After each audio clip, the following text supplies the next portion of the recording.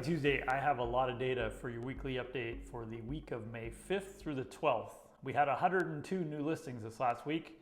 13 homes came back on the market.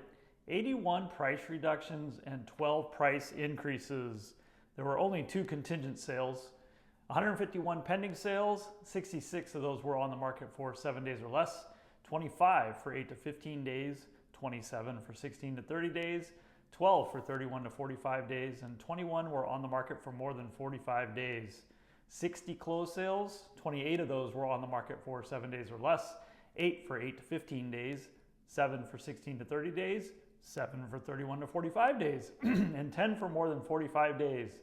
25 of the closed sales sold for less than 100% of their original list price, 11 sold at 100%, and 24 sold above asking, so we're right there at equilibrium really. Which makes sense because the averages were 99.10% the sale price versus the original list price, and 100.07% the sale price versus the list price at the time of sale. We gained inventory again this week. We're at 570, 633 including condos. There were 22 new listings over $1 million, 13 pending sales, and 10 closed sales. But the most active price range for pending sales was the $400,000 to $500,000 range. And for closed sales, it was a tie between 500 and 600 and 550 and 650. It was the 550 to 600 range that was the most active.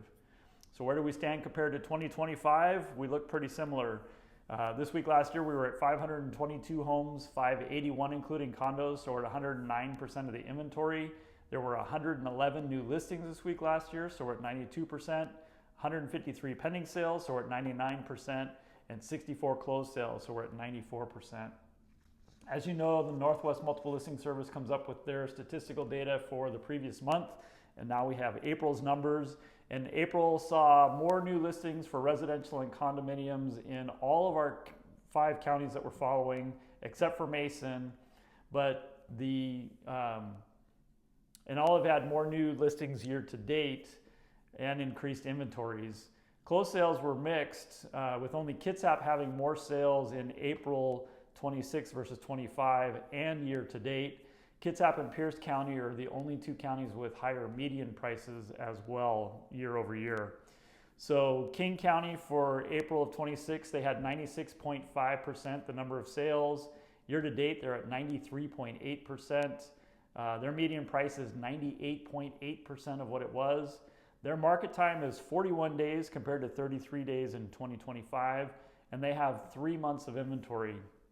So Homish County had 85.2% the number of sales in April 26 versus 25. They're at 90.4% the number of sales year to date.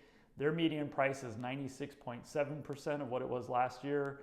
Their market time is 42 days versus 33 days in 2025, and they've got 3.64 months of inventory. Pierce County was at 99.4% the number of sales in April, 99.6 year to date, 102.7% for their median price. Their market time is 53 days versus 46 in 2025, and they have 2.52 months of inventory.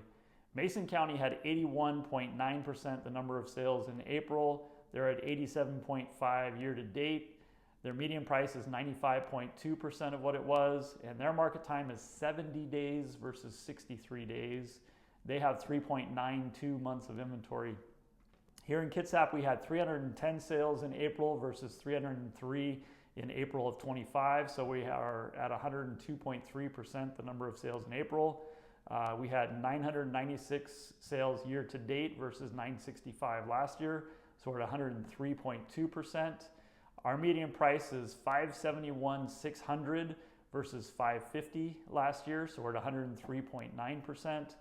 Our market time is 52 days versus 49 days last year, so that's starting to shrink a bit. And we only have 1.94 months of inventory. Now you need to understand 3 months of inventory is kind of considered to be a balanced market, so we're definitely not in that balanced market. We're in what would be considered a buyer's market more so than a balanced or seller's market. The median price that you might hear in the media for residential only is $575 versus $556,250 last year, which is 103.4%. So there you have it. Like I said, a lot of data. As always, if you have questions, please feel free to reach out. That's why we're here. Otherwise, enjoy this beautiful day, and we'll see you soon.